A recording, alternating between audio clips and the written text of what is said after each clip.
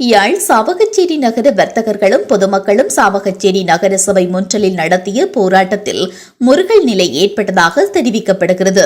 குறித்த போராட்டமானது இன்று சாவகச்சேரி நகரசபை முன்னால் இடம்பெற்றது. சாவகச்சேரி நகரசபையால் அண்மையில் கட்டப்பட்ட புதிய கடைகளை குத்தகைக்கு வழங்குவதற்காக பகிரங்கமாக கேள்வி கூறப்பட்டுள்ளது.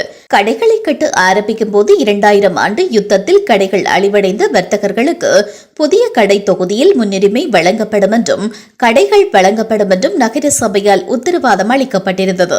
இந்த நிலையில் குறித்த வாக்குறுதியை மீறி கேள்வி கூறப்பட்டுள்ளதற்கு எதிர்ப்பு தெரிவித்தும் விண்ணப்பதாரி நகராட்சி மன்ற எல்லைக்குள் வசிக்க வேண்டும் என்ற நிபந்தனையை உள்ளடக்க வேண்டும் என கோரியுமே இந்த போராட்டம் இடம்பெற்றது. இதன்போது போராட்டக்காரர்கள் நகரசபையின் பிரதான நுழைவாயிலை பூட்டி போராட்டத்தை முன்னெடுத்தனர். இதனையடுத்து அங்கு வந்த சாவகச்சேரி போலீசார் பூட்டை உடைத்து அகற்றியதோடு போராட்டக்காரர்களை கலைக்க முற்பட்டனர். இதனால் நுழைவாயிலில் அமர்ந்தவாறு அவர்கள் தமது போராட்டத்தை மேற்கொண்டனர். இந்த தருணத்தில் நகரசபை வாகனங்களுக்கு பொறுப்பான அதிகாரி கழிவகற்றும் உளவு இயந்திரத்தால் போராட்டத்தில் ஈடுபட்டவர்கள் மீது மோத முயற்சித்ததோடு அதை வீடியோ எடுத்த ஊடகவியலாளரையும் கடுமையாக அச்சுறுத்தியுள்ளார். இதனால் அங்கு கடும் வாக்குவாதம் ஏற்பட்டது.